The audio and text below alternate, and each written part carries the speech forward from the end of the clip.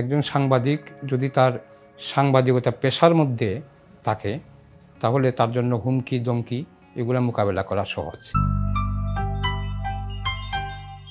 যদি নিরবচ্ছিন্নভাবে সাংবাদিকতা করা হয় আর সাংবাদিকতা পেশার সাথে যদি নেশার জোরটা থাকে তাহলে কেউ এই জগৎ থেকে সরাতে পারে না এবং এটা মোকাবেলা ওই সাংবাদিকতা দিয়েই সম্ভব। আমরা প্রায় সময় দেখি যে সাংবাদিককে হুমকি দেওয়া হচ্ছে, এরকম হুমকি সাংবাদিকতায় আসবে এটা জেনে শুনেই তো সাংবাদিকতা নাম। তো হুমকির মাত্রাটা আমরা যখন এরকম কোনো ঘটনা ঘটে তখন কিন্তু খোঁজখবর করে দেখা যায় যে সে কিন্তু হুমকিটা সাংবাদিকতার জন্য যতটা না পাচ্ছে তার চাইতে তার অন্য কাজের জন্য সে হুমকির মুখোমুখি হচ্ছে। এই হিসেবে একজন সাংবাদিক যদি তার সাংবাদিকতা পেশার মধ্যে থাকে তাহলে তার জন্য হুমকি দমকি এগুলো মোকাবেলা করা সহজ। কিন্তু এখানে একটা বিষয় আছে, যেমন সব সাংবাদিক যে একইভাবে শুধু সাংবাদিকতা করতেছে এমন না। মফস্বল বা তৃণমূলে সাংবাদিকতার পাশাপাশি অন্য কিছু করতে হয়, আর সেই অন্য কিছুর জন্য সাংবাদিকতা আক্রান্ত হয়। সাংবাদিকতা আসলে চলমান সাহিত্য চর্চাও বলা যায়। আমি আমার সাংবাদিকতায় একই ঘটনা, যেমন আমরা দুই সাংবাদিক বা তিনজন সাংবাদিক একই বিষয় কভার করার জন্য যাচ্ছি, কিন্তু আমি আমার মতো করেছি। আমার মতো করতে গিয়ে আমার সাংবাদিকতা থেকে কিছু শব্দ কিছু চরিত্র এমনভাবে বের হয়ে এসেছে যেটা পরবর্তীতে এই ধারাবাহিকতা আমার রক্ষা করতে হয়েছে। আমি 23 বছর প্রথম আলোতে ছিলাম, বুড়ের কাগজে প্রায় 11 মাস ছিলাম। তো 23 বছরে আমার মনে হয় না যে প্রথম আলো আমাকে 23টা অ্যাসাইনমেন্ট দিছে।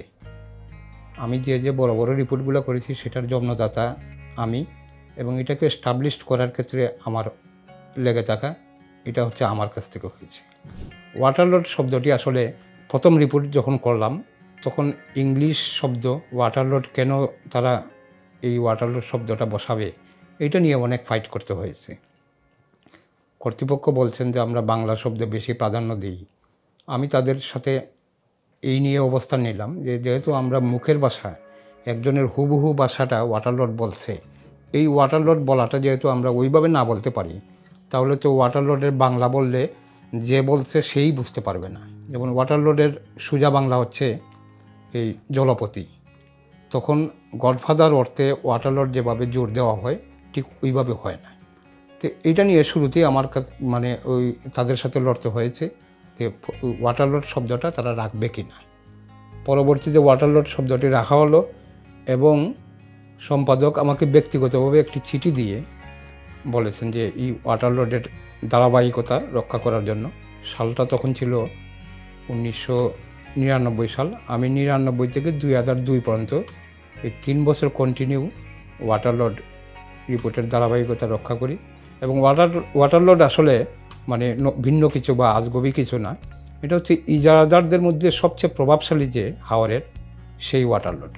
আমি যে ওয়াটারলর্ডকে নিয়ে কন্টিনিউ রিপোর্ট করেছি উনি এখন বেঁচে নেই, একটা রোড অ্যাক্সিডেন্টে মারা গেছেন, যে কারণে ওনার নাম নেই না। কিন্তু আমি দেখি যে ওয়াটারলর্ড একটা চরিত্র এবং প্রতিটা ইজারাদারের মধ্যে যখন তাদের প্রভাব প্রতিপত্তি বেড়ে যায় ওয়াটারলর্ড তাদের কাছে বড় করে। তো ওয়াটারলর্ড উপাখ্যানটা টাঙ্গুয়ার হাওর দিয়ে শুরু হয়েছিল এবং আমি ওয়াটারলর্ড উন্মোচন করেছি, ওয়াটারলর্ড জব্দ হয়েছে এবং টাঙ্গুয়ার হাওর ওয়াটারলর্ড মানে ইজারামুক্ত অবস্থায় এখনকার যে ব্যবস্থাপনা এটার প্রতি আমি সন্তুষ্ট না। কিন্তু টাঙ্গুয়ার হাওর ইজারামুক্ত হয়েছে, ওয়াটারলর্ড মুক্ত হয়েছে এবং আমার সাংবাদিকতার সাফল্য হচ্ছে এইটুকু।